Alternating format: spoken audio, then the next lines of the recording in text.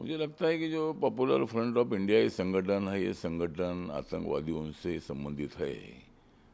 संगठन चलाने में हमारा विरोध नहीं है, मुस्लिम समाज को इकट्ठा करने में हमारा विरोध नहीं है, लेकिन देश का नाम लेकर मतलब यहाँ आतंकवाद को फैलाने की कोशिश अगर होती है तो जरूर उस पर एक्शन लेने की आवश्यकता होती है। जिस तरह एनआईए और ईडी के छापे पड़ रहे हैं, इसका मैं स्वागत करता हूँ। और पॉपुलर फ्रंट ऑफ इंडिया ने अपनी भूमिका बदलनी चाहिए। अगर इंडिया में रहना है तो इंडिया के साथ रहना चाहिए। पाकिस्तान और आतंकवादियों के सपोर्ट से मतलब ये आतंकवाद फैलाने की भूमिका लेना अच्छी बात नहीं है। इसीलिए मैं जो एनआईए और ईडी जो इसकी जांच कर रही है, इसका हम स्वागत करते हैं। दूसरी तरफ कि लोकतंत्र खत्म हो गया है। मुझे लगता है कि केजरीवाल जी अगर बोलते हैं कि लोकतंत्र खत्म हो गया है, तो लोकतंत्र खत्म होता था तो पंजाब में कैसे उनकी सरकार आती थी? लोकतंत्र खत्म होता था तो दिल्ली में उनकी 2 बार 3 बार कैसी सरकार आती थी? तो लोकतंत्र को मजबूत करने के लिए माननीय नरेंद्र मोदी जी और हमारी एनडीए की सरकार जो है, ये सरकार कोशिश कर रही है। अभी कुछ टेक्निकल मुद्दे पर माननीय महामहिम गवर्नर जी ने कोई अधिवेशन बुलाने के लिए कोई मतलब उसका विरोध किया होगा, ये कानूनी तौर पर उन्होंने निर्णय लिया होगा। इसका मतलब लोकतंत्र खत्म हो गया है। ये जो आरोप माननीय केजरीवाल जी का है, ये सत्य नहीं है, ये असत्य मतलब आरोप है और इस आरोप में कोई दम नहीं है। दूसरी तरफ सीधे निशाना साध रहे हैं और कह रहे हैं कि दिल्ली दरबार में वो मुजरा करने गए हैं।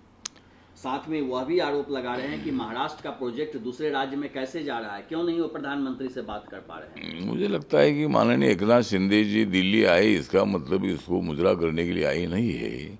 दिल्ली में आए हैं महाराष्ट्र के लिए और भी ज़्यादा भारत सरकार से कोई मदद मिले, और इसीलिए मतलब वो दिल्ली आए हैं। और उसको मतलब मुजरा करने के लिए गए, आरोप लगाना ठीक नहीं है।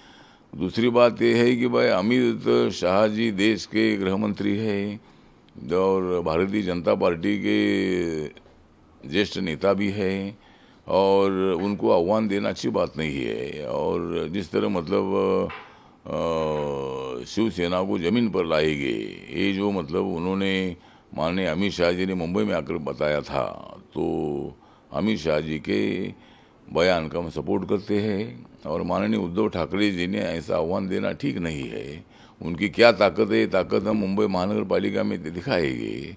2017 में ही बीजेपी और शिवसेना अलग लड़ी थी। रिपब्लिकन पार्टी ऑफ इंडिया ने बीजेपी का समर्थन किया था और बीजेपी और आरपीआई ने 82 सीटें चुनकर लाई थी। तो अभी तो हमारे साथ एकनाथ शिंदे भी है। माहौल एकदम बिगड़ चुका है। एक आधी सभा बड़ी होना ये तो अलग बात है, जिस तरह माननीय बाला साहब ठाकरे जी की सभा सबसे बड़ी होती थी, लेकिन उनका 1 या 2 भी एमएलए चुनकर नहीं आता था। तो इसीलिए उद्धव ठाकरे जी ने बीजेपी को चैलेंज करना अच्छी बात नहीं है। माननीय अमित शाह जी को चैलेंज करना अच्छी बात नहीं है। हम उनका चैलेंज स्वीकारते हैं और उनको ईंट का जवाब पत्थर से देने के लिए आने वाले बीएमसी चुनाव में हम हमारी ताकत दिखाएंगे और शिवसेना को मुंबई महानगर पालिका से हद पार करेंगे। और दूसरी तरफ है कि कैपिटलिस्ट को पैसा देते हैं। मुझे लगता है कि माननीय नरेंद्र मोदी जी पर राहुल गांधी आरोप जितना लगाए वो लगाए, लेकिन नरेंद्र मोदी जी एम्प्लॉयमेंट क्रिएट करने की भूमिका लेते हैं। नरेंद्र मोदी जी मतलब जो उद्योगपति है उनको भी साथ देते हैं। नरेंद्र मोदी जी मजदूरों को, कामगारों के लिए भी साथ देते हैं। नरेंद्र मोदी जी सबका साथ सबका विकास की भूमिका लेते हैं, और इसीलिए उनके ऊपर इसी तरह का आरोप लगाना ठीक नहीं है।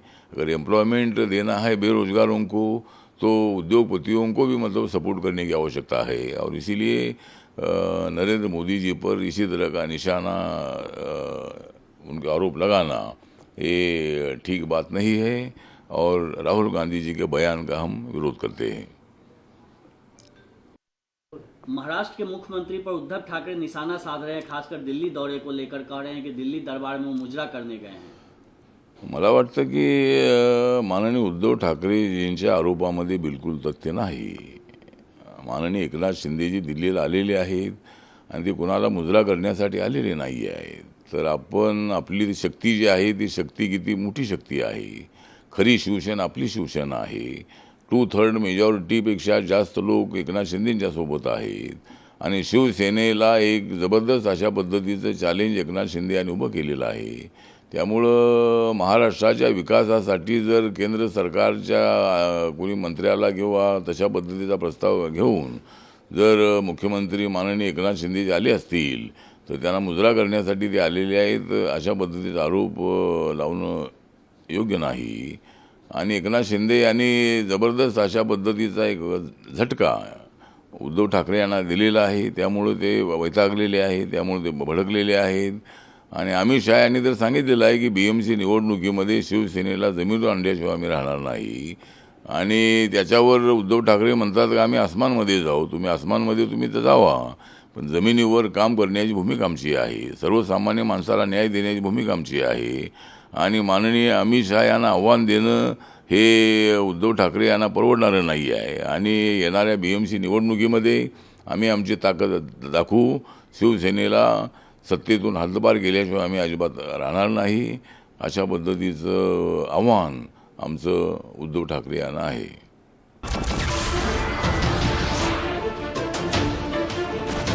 नमस्कार, मैं हूं संदीप चौधरी. अगर आपको ये वीडियो पसंद आया हो तो इसे लाइक और शेयर जरूर करें और हाँ, हमें सब्सक्राइब और फॉलो करना ना भूलें ताकि आप देश और दुनिया की कोई खबर मिस ना करें. तो जुड़िए हमारे साथ और देखते रहिए News 24.